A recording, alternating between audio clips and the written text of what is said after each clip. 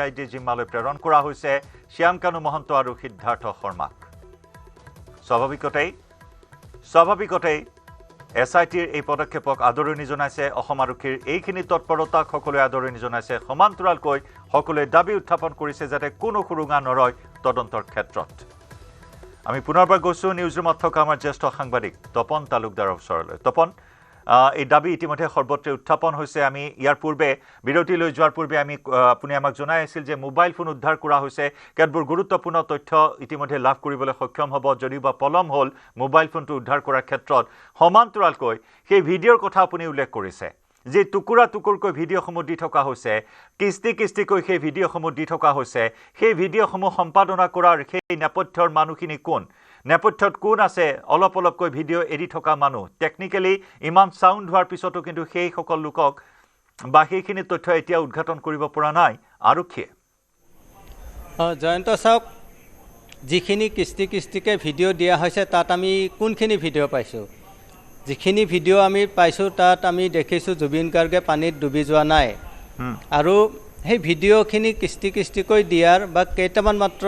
ক্লিপহে দিয়াৰ উদ্দেশ্য কি জুবিন গাৰ্গৰ শেষ দৃশ্যটো অসমবাসীক দেখুওৱা বা ঘটনাটোৰ ভিডিঅ'টো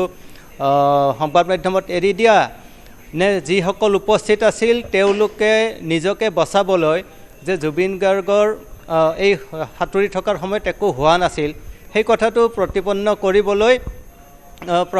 মানে এই ভিডিঅ'খিনি এৰি দিছিল যে সাঁতুৰি তেওঁৰ মৃত্যু হোৱা নাই সাগৰলৈ যোৱাৰ কাৰণে মৃত্যু হোৱা নাই চিজাৰৰ বাবে মৃত্যু হৈছে এই কথাটো প্ৰতিপন্ন কৰিবলৈ সেই ভিডিঅ'বোৰ এৰি দিয়া হৈছিল নেকি কাৰণ চিজাৰৰ কাৰণে মৃত্যু হ'ব পাৰে কাৰণ জুবিন গাৰ্গৰ চিজাৰ যোৱা 2024 চনত হৈছিল আৰু চিজাৰৰ কাৰণে যদি তেওঁ দৰৱ খোৱা নাই সেইকাৰণে মৃত্যু হ'ব পাৰে তেনে উদ্দেশ্যত এই ভিডিঅ'বোৰ এৰি দিয়া হৈছিল নেকি কিন্তু এই কথাটো চাব লাগিব যে ছিংগাপুৰত যি পোষ্টমৰ্টেম কৰা হৈছে তাত কিন্তু চিজাৰৰ কোনো উপস্থিতি ধৰা পৰা নাই আমি ছিংগাপুৰৰ পোষ্টমৰ্টেমৰ ৰিপৰ্ট এতিয়ালৈকে পোৱা নাই গুৱাহাটীত যিটো দ্বিতীয়টো পোষ্টমৰ্টেম কৰা হৈছিল সেই পোষ্টমৰ্টেমৰ ৰিপৰ্টটো এতিয়ালৈকে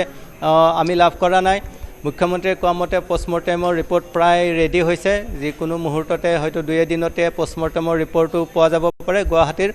আৰু এমলেট যিটো কৰা হৈছে ভাৰত চৰকাৰে এমলেটৰ জৰিয়তে ছিংগাপুৰৰ সৈতে যোগাযোগ কৰিছে যদি সেই ছিংগাপুৰে এমলেটৰ প্ৰতি সঁহাৰি জনায় তেতিয়াহ'লে পোষ্টমৰ্টেমৰ ৰিপৰ্ট বা আইনী যিখিনি সহযোগিতা আমি পাব লাগে সেইখিনি আমি পাম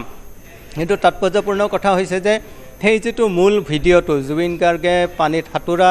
আৰু জুবিন গাৰ্গক পানীত সাঁতোৰাৰ পিছত হোৱা দুৰ্ঘটনাটোলৈকে যিটো মূল ভিডিঅ' সেই ভিডিঅ'টো আমি পাম নে নাপাম বা সেই ভিডিঅ'টো পালেও বা সেই মোবাইলটো পালেও সেই ভিডিঅ'টো উদ্ধাৰ কৰিব পৰা হ'বনে নাই যদি মেটা ডাটা চেঞ্জ কৰি দিয়া হয় তেতিয়াহ'লে সেই ভিডিঅ'টো হয়তো উদ্ধাৰ কৰাটো কোনো কালেই সম্ভৱ নহ'ব আৰু যদি ভিডিঅ'টো উদ্ধাৰ কৰা নহয় তেতিয়াহ'লে প্ৰকৃত ঘটনাটো কি হৈছিল সেইটো আমি কোনোদিন নজনাকৈয়ে থাকি যাম কিন্তু কথাটো হৈছে যে এই লোকসকলে সেই ভিডিঅ'টো কিয় লুকুৱাই ৰাখিব বিচাৰিছে ডেফিনেটলি এই কাৰণেই লুকুৱাই ৰাখিব বিচাৰিছে যাতে নিজে নিজৰ দোষটো ধৰা নপৰে আৰু সেইকাৰণেই জুবিন গাৰ্গৰ মাত্ৰ 2-3টামান ভিডিঅ' এৰি দি য'ত জুবিন গাৰ্গে নিজে সাঁতুৰিবলৈ যোৱা বা তেওঁ সাঁতুৰি আছে একো হোৱা নাই সেইখিনি ভিডিঅ'হে তাৰমানে এৰি দিয়া হৈছে আৰু সেই ভিডিঅ'বোৰত থকা অডিঅ'খিনিতো আমি প্ৰায় এনেকুৱা কথাই শুনা পাইছোঁ যে য'ত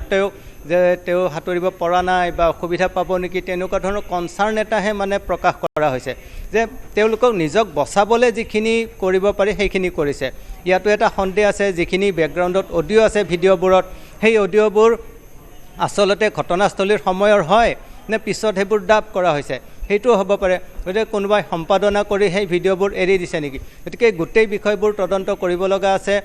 গোটেই বিষয়বোৰ চালি জাৰি চাব লাগিব এটা ডেফিনেটলি দীঘলীয়া প্ৰক্ৰিয়া আৰু এইখিনি ক্ৰছ এক্সামিনেশ্যন সকলোৰে কৰিব লাগিব সেইকাৰণে শ্যামকানু মহন্ত আৰু সিদ্ধাৰ্থ শৰ্মাক গ্ৰেপ্তাৰ কৰাটো খুব জৰুৰী হৈ পৰিছিল কাৰণ এই দুজন ব্যক্তিয়ে হৈছে মূল ব্যক্তি যাৰ দায়িত্বত আছিল জুবিন গাৰ্গ সিদ্ধাৰ্থ শৰ্মা মেনেজাৰ আৰু শ্যামকানু মহন্ত নৰ্থ ইষ্ট ফেষ্টিভেলৰ আয়োজক আৰু যাৰ নেতৃত্বত ছিংগাপুৰলৈ জুবিন গাৰ্গ গৈছিল গতিকে শ্যামকানু মহন্ত আৰু সিদ্ধাৰ্থ শৰ্মাক গ্ৰেপ্তাৰ কৰাটো এই তদন্ত প্ৰক্ৰিয়াৰ এটা খুব ডাঙৰ আৰু বৃহৎ অগ্ৰগতি বুলিয়ে ক'ব লাগিব কিন্তু ইয়াৰ পিছতহে আৰম্ভ হ'ব আচল যুঁজখন কাৰণ এৰেষ্ট কৰাৰ লগে লগে ৰাইজৰ ক্ষোভ প্ৰশমিত হ'ব ৰাইজৰ দাবী হয়তো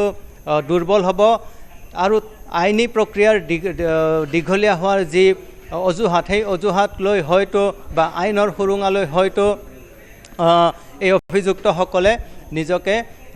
ৰক্ষা কৰিব পাৰিব ইয়াৰ লগে লগে আমি এইটোও চাব লাগিব যে আৰক্ষীয়ে SITয়ে CIDয়ে কেনেধৰণে তদন্ত প্ৰক্ৰিয়াটো আগবঢ়ায় আৰক্ষীয়ে 60 দিনৰ ভিতৰত উইদিন 60 ডেজ তেওঁলোকে চাৰ্জশ্বিট দাখিল কৰিব লাগিব আৰু চাৰ্জশ্বিটত এই কথাবোৰ উল্লেখ থাকিব লাগিব আৰু যি দোষী হয় সেই শামকানু মহন্তই হওক সিদ্ধাৰ্থ শৰ্মাই হওক তন্ময় ফুকনেই হওক অভিমন্যু তালুকদাৰেই হওক বা শেখৰ গোস্বামীয়ে হওক নাইবা জুবিন গাৰ্গৰ লগত উপস্থিত থকা আন বাকী 17জন লোকৰ যিয়েই অভিযুক্ত হয় তেওঁলোকে দোষী সাব্যস্ত হ'ব লাগিব আৰু তেওঁলোকৰ বিৰুদ্ধে প্ৰপাৰ ধাৰা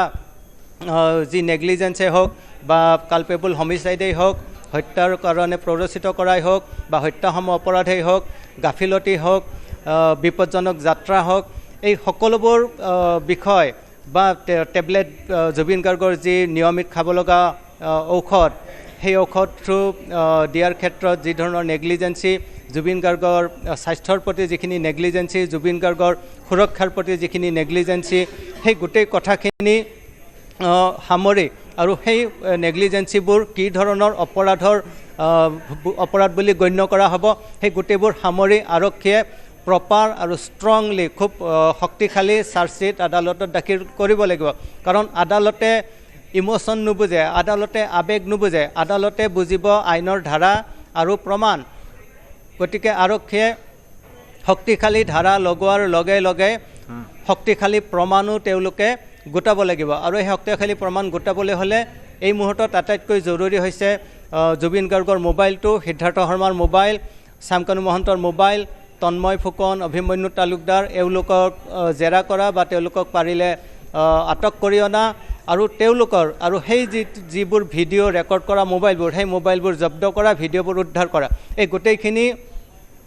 আৰক্ষীয়ে উদ্ধাৰ কৰিব লাগিব কাৰণ তপন এই ভিডিঅ'বোৰ উদ্ধাৰ কৰাৰ যদি বিষয়টোলৈ অহা যায় তেতিয়াহ'লে সেই অন্তিম মুহূৰ্তখিনি কিন্তু এতিয়া পোহৰলৈ আহিবলৈ বাকী আছে আৰু তাৰ সমান্তৰালকৈ যদি চোৱা হয় এটা সন্দেহ এটা ৰহস্য এতিয়াও আছে যে কিমান সময় বা কিমান ঘণ্টা পানীৰ তলত আছিল জুবিন গাৰ্গ সেয়া এটা গুৰুত্বপূৰ্ণ বিষয় এটা ডাঙৰ প্ৰশ্ন তাৰ উত্তৰ এতিয়াও পাবলৈ বাকী আছে তাৰ উত্তৰ কিন্তু এতিয়াও সঠিক ৰূপত দিয়া নাই জুবিন গাৰ্গৰ সম্পৰ্কীয় ভাতৃ সন্দীপন গাৰ্গ বা শেখৰজ্যোতি গোস্বামী প্ৰথম অৱস্থাত যেন সকলোৱে এখনেই স্ক্ৰিপ্ট ফ'ল' কৰি আহিছিল আৰু যেতিয়া সময় বাগৰিছে সেই স্ক্ৰিপ্টখন যেন ফ'ল' কৰিবলৈ দুই এজনে বাদ দিলে দুই এজনে বেলেগ ধৰণে মন্তব্য কৰিবলৈ আৰম্ভ কৰিলে আৰু সেই শেখৰজ্যোতি আৰু সেই সন্দীপনেই জুবিন গাৰ্গৰ বাবে ন্যায়ৰ দাবী উত্থাপন কৰিছে এক হাস্যকৰ বিষয় তেওঁলোকে সেই অভিশপ্ত ক্ষন্তৰ সাক্ষী আছিল চাক্ষু সাক্ষী আছিল কিন্তু তেওঁলোকে এতিয়া ন্যায়ৰ দাবী উত্থাপন কৰিছে কিমান ঘণ্টা পানীত ডুবি আছিল জুবিন গাৰ্গ সেই প্ৰসংগটো কিন্তু তেওঁলোকে এতিয়া সঠিককৈ মুখ খোলা নাই নিশ্চিতকৈ জয়ন্ত যে এই ঘটনাটোৰ পিছত জুবিন গাৰ্গৰ ৰহস্যজনক মৃত্যুৰ পিছত এজনকৈ যিকেইজন লোকে ভাষ্য দিছে তেওঁলোকৰ আটাইকেইজনেৰে ভাষ্য একেখনেই স্ক্ৰিপ্ট একেবোৰেই কথা একেবোৰেই ঘটনা তেওঁলোকে উল্লেখ কৰিছে সি লাগিলে শামকানু মহন্তই হওক শেখৰ গোস্বামীয়ে হওক সিদ্ধাৰ্থ শৰ্মাই হওক বা সন্দীপন গাৰ্গেই হওক তেওঁলোকে একেখিনিয়ে কথা কৈছে তাৰমানে তেওঁলোকে এইটো বুজাব বিচাৰিছে যে বেলেগ একো হোৱা নাই এইটোৱেই ঘটনাটো কিন্তু আমি যদি চাওঁ যে শামকানু মহন্ত তাত উপস্থিত নাছিল শেখৰজ্যোতি গোস্বামী আছিল সন্দীপন গাৰ্গ আছিল আৰু সিদ্ধাৰ্থ শৰ্মা আছিল গতিকে তেওঁলোকৰ ভাষ্যটো হৈছে খুব ইম্পৰ্টেণ্ট তাৰপিছত শামকানু মহন্তৰ তেওঁৰ নেগলিজেন্সৰ ক্ষেত্ৰত তেওঁ জগৰীয়া হ'বই কিন্তু এই তিনিজনৰ ভাষ্য খুব ইম্পৰ্টেণ্ট সন্দীপন গাৰ্গ জুবিন গাৰ্গৰ খুৰাকৰ পুত্ৰ জুবিন গাৰ্গৰ ভাতৃ লগতে তেওঁ এজন DSP গতিকে এগৰাকী আৰক্ষী বিষয়া হৈও সন্দীপন গাৰ্গে কিয় এই ধৰণৰ নেগলিজেন্সি এটা কৰিলে বা উভতি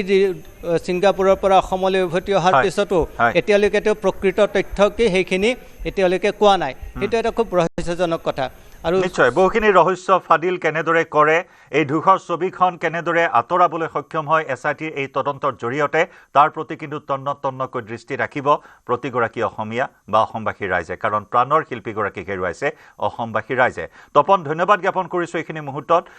আপুনি এই সবিস্তাৰে এইখিনি তথ্য আগবঢ়ালে আমাৰ দৰ্শকসকলৰ বাবে বিভিন্নজনৰ মন্তব্য আছে বিভিন্নজনে প্ৰতিক্ৰিয়া প্ৰকাশ কৰিছে বিভিন্নজনে প্ৰতিক্ৰিয়া প্ৰকাশ কৰিছে শ্যামকানু মহন্তৰ গ্ৰেপ্তাৰ সিদ্ধাৰ্থ শৰ্মাৰ গ্ৰেপ্তাৰক লৈ ক্ষীপ্ৰ গতিত তদন্ত আগবঢ়াব বুলি মন্তব্য কৰিছে এছডিজিপি মুন্না প্ৰসাদ গুপ্তাই দিল্লী বিমানবন্দৰৰ পৰা গ্ৰেপ্তাৰ কৰা হয় শ্যামকানুক দিল্লী ৰাজস্থান সীমান্তৰ পৰা গ্ৰেপ্তাৰ কৰা হয় সিদ্ধাৰ্থ শৰ্মাক 14 দিনৰ ন্যায়িক পুলিচ কাষ্টডি দিয়া হৈছে 14 দিনৰ জিম্মা পোৱা গৈছে